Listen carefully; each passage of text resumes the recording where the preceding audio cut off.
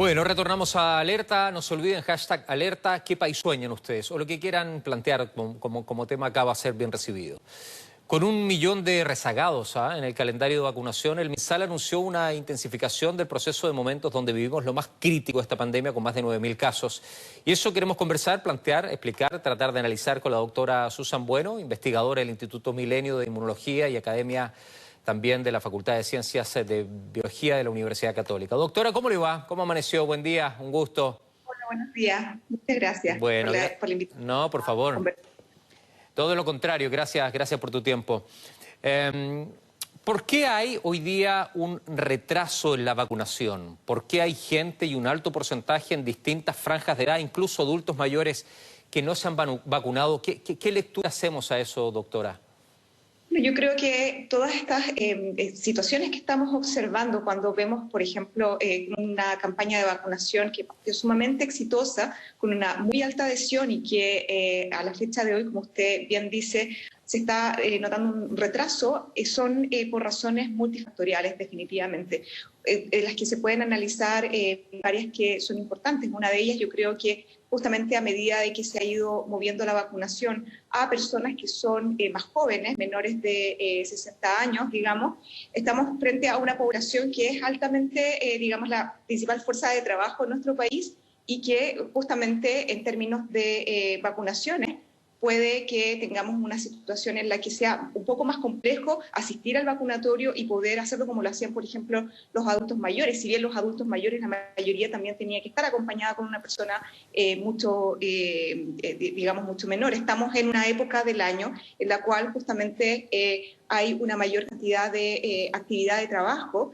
Cuando partió la campaña de vacunación en febrero, recordemos que también había muchas personas que estaban haciendo uso de su periodo de descanso de vacaciones. Entonces, hay múltiples factores, pero uno de los que más me preocupa a mí también es posiblemente la falta de adhesión que pueda tener la gente menor en términos de la confianza y la convicción de que la vacunación es una medida que salva vidas y que puede prevenir la enfermedad causada por este virus y, por lo tanto, ayudarnos a comenzar a controlar de alguna manera esta pandemia. Mira qué interesante punto, Susan, y ahí te quería llevar porque coincidimos en eso. Yo escuchándote y también haciéndome preguntas respecto a por qué la gente no va a vacunarse, y pueden existir muchísimos puntos de vista. Trabajo, horario, imposibilidad, escasez de movimiento, enfermedades, que no me van a vacunar a mi casa, por lo tanto no tengo la posibilidad de desplazarme hacia el lugar, múltiples factores. Pero también tenía un factor yo escondido que era la pregunta que te quería hacer, pero que tú ya me lo lanzas sobre la mesa y me parece que ya hay que transparentarlo. ¿Hay gente que no cree en la vacuna hoy? Yo creo que para responder un poco y complementar lo que estábamos hablando anteriormente, efectivamente todos los factores que dijimos, excepto lo que es la convicción de la vacunación, son factores que se pueden abordar de múltiples formas, cambiando los horarios, efectivamente hacer un esfuerzo adicional para que vaya personal a vacunar a las casas, las personas que definitivamente tienen problemas de movilidad, etcétera, pero la convicción de que efectivamente la vacuna es una estrategia costo efectiva y que también en términos a nivel histórico ha demostrado ser eficaz y que permite controlar enfermedades infecciosas, es algo que quizás es mucho más difícil de controlar desde el punto de vista de la convicción. Y yo creo que uno de los aspectos importantes que ocurre es que, y es lo que yo siempre planteo, de que muchas veces las vacunas han sido un poco víctimas de su propio éxito, porque la verdad es que la vacuna, a diferencia de un tratamiento, por ejemplo, que un antibiótico, un antiviral, etcétera, que uno se administra o que te recetan cuando uno está enfermo, uno está sufriendo la enfermedad y uno quiere mejorarse, ¿verdad? Entonces, no vas a cuestionar tomar un medicamento que tú sabes que te va a ayudar a superar esta enfermedad. Un tratamiento también, una hospitalización, la atención personal de salud especializado en una cama UCI, cuando tú estás sufriendo la enfermedad, nadie lo cuestiona, ¿verdad? Pero sí se cuestionan el uso de vacunas porque son elementos que previenen. Y cuando uno previene, uno toma una acción que la hace antes de que ocurra la enfermedad, ¿verdad?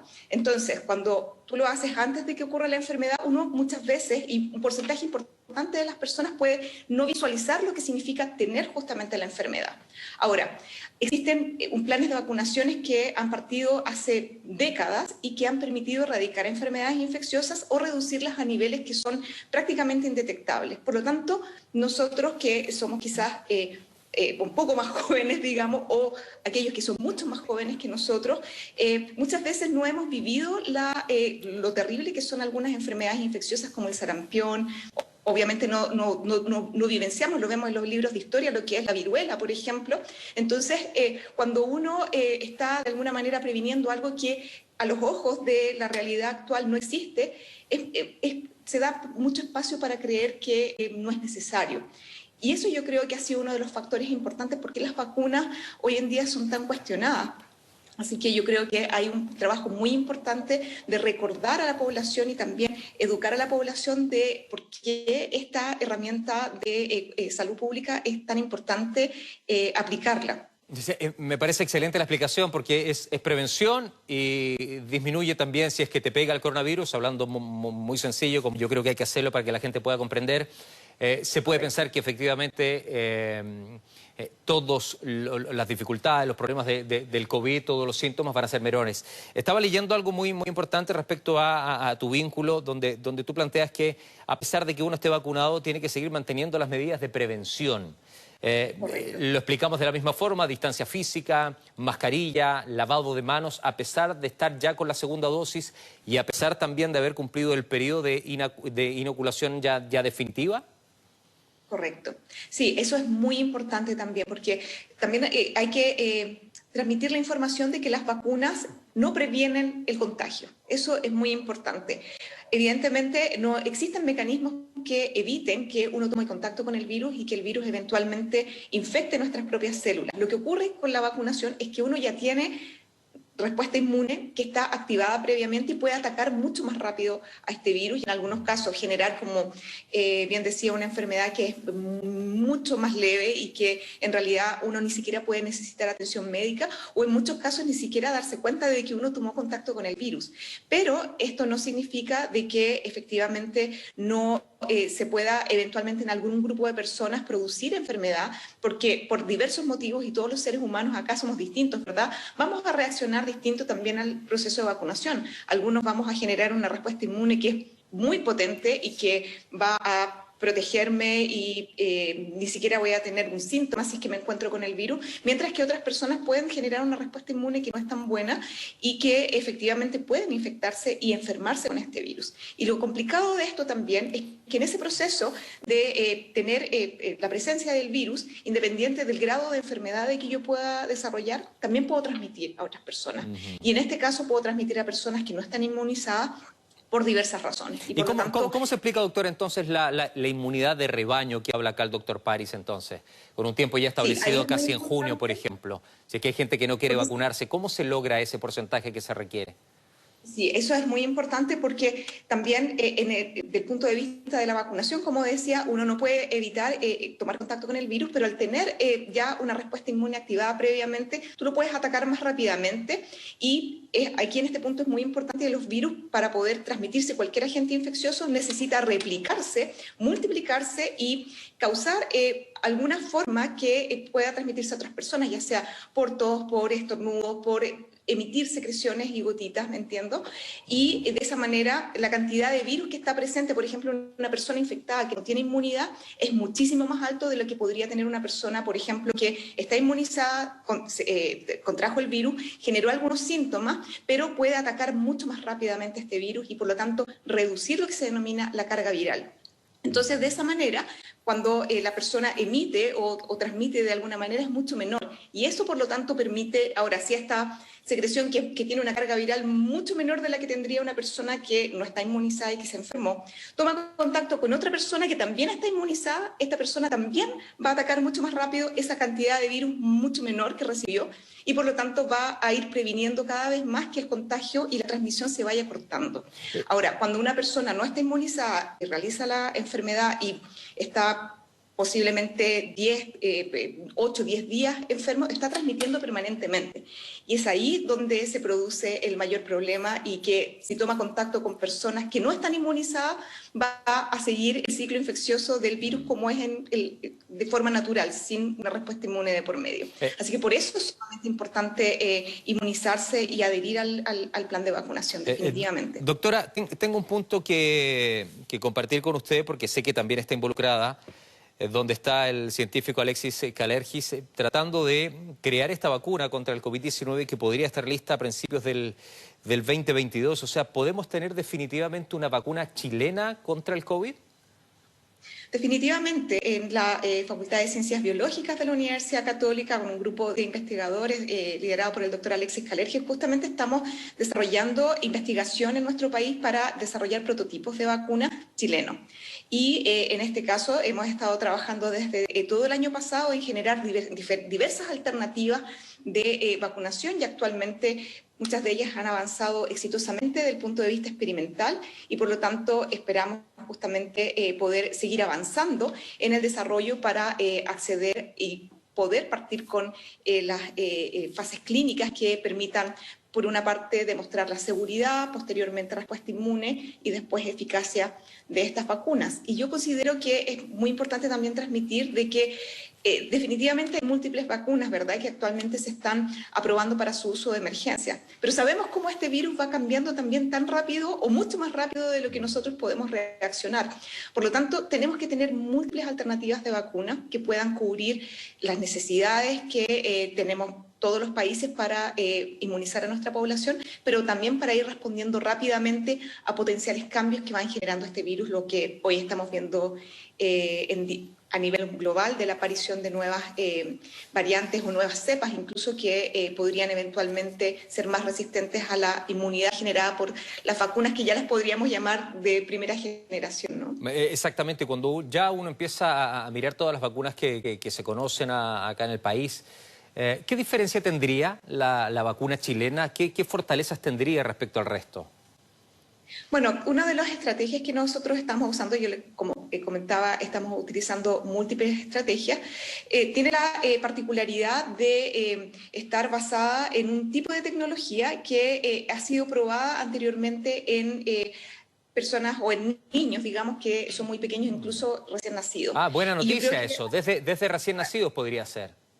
Exactamente, o sea, está basada en una tecnología que ya se ha usado como una estrategia de vacunación en recién nacidos, lo que es muy ventajoso tomando en consideración que también los niños son un grupo etario importante que tiene que ser protegido contra este virus, no solamente por la capacidad que tienen los niños también de transmitir a los adultos y a los adultos que son más susceptibles, sino que también pueden desarrollar enfermedades que son severas, en un porcentaje menor, pero también es importante cubrir esto.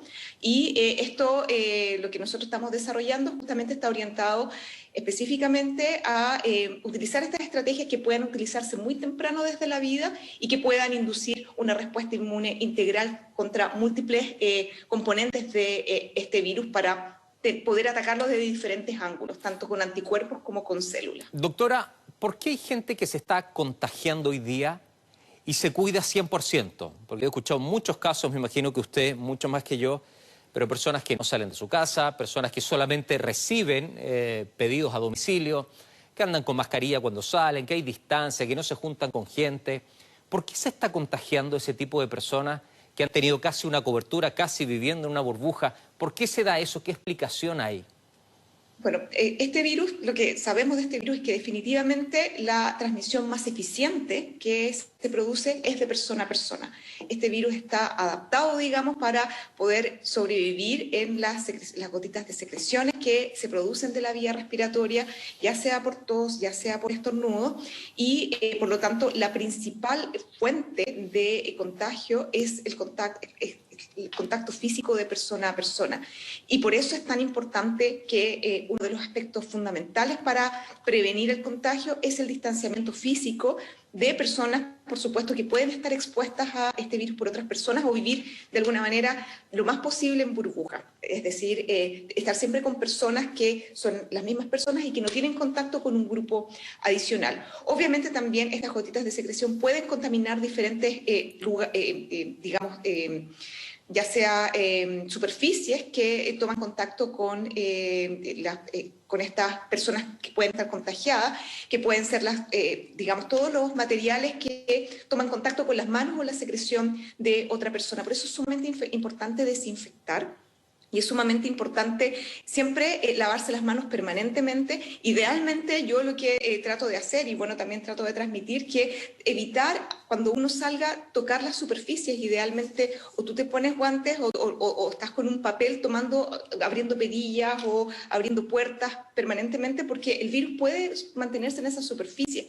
Y muchas veces es como una reacción natural del cuerpo humano llevarte las manos a la cara. Entonces, si bien uno puede decir, mira, en realidad yo tomo todas las medidas, yo no salgo de mi casa, tú siempre tienes que pensar con qué otra persona estuviste y esa otra persona con quién estuvo y dónde estuvieron tus manos y cuánta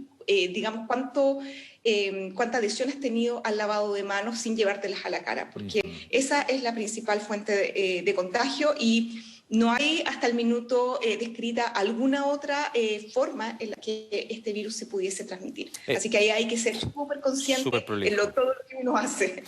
Doctora, me llega una información de último minuto de Radio Bio Bio que informa que hay 21 personas en observación, 21 personas en observación tras falla en cadena de frío de vacunas COVID inoculadas en Quillón.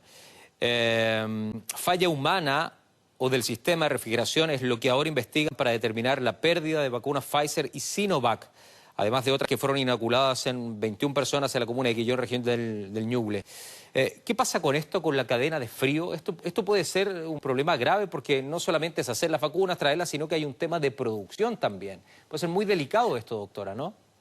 Exactamente, y de hecho, como usted dice, es la producción, es el transporte y también el almacenamiento. Ahí es un punto sumamente importante y que justamente nuestro país, gracias a su cadena, a su programa de vacunación que ha tenido, que ha sido exitoso para vacunas como por ejemplo la influenza, ha mantenido los vacunatorios y un control súper estricto de la mantención de la temperatura. Y esto no es menor porque las vacunas justamente por su formulación necesitan tener temperaturas de almacenamiento muy estrictas porque cambios de temperatura pueden afectar los componentes de esta vacuna y sobre todo vacunas como la vacuna de Pfizer, que es una vacuna basada en ARN mensajero, un material genético que es mucho más sensible a la temperatura. Vacuna de Sinovac se puede almacenar en la temperatura de un refrigerador común y corriente, pero eso no quiere decir que frente a cambios de temperatura, por ejemplo, estar mucho rato a temperatura ambiente puede afectarse sus componentes y eso podría afectar efectivamente la capacidad de la vacuna de inducir una respuesta inmune. Por eso es sumamente importante controlar la temperatura y mantener estas cadenas de frío para asegurar la calidad de la vacuna. Doctora, por último, tengo varias consultas, pero se repiten mucho en relación a las embarazadas. ¿Cómo les puede pegar el COVID a las embarazadas? Recomendación de vacunación también para las embarazadas. ¿Qué respuesta les puede dar?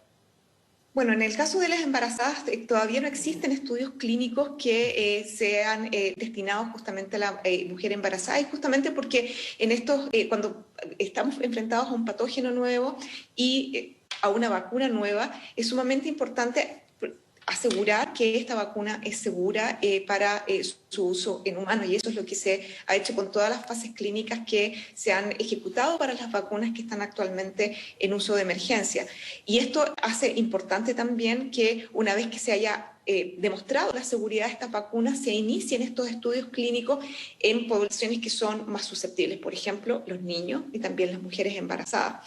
Entonces, actualmente es necesario poder generar más información para, primero que todo, asegurar que estas vacunas son seguras tanto para la madre como para el bebé que está en gestación y con estos datos poder incorporarlos en los planes de vacunación. Y mientras tanto esto no exista, es sumamente también fundamental tener el máximo de cuidado con la mujer embarazada, los bebés pequeños, y por eso yo creo que es fundamental la labor que ustedes hacen de transmitir la relevancia del cuidado, también lo que estábamos hablando de las personas que se pueden vacunar, porque ellos son los que también van a permitir proteger a estas personas que actualmente por diversos motivos no pueden vacunarse.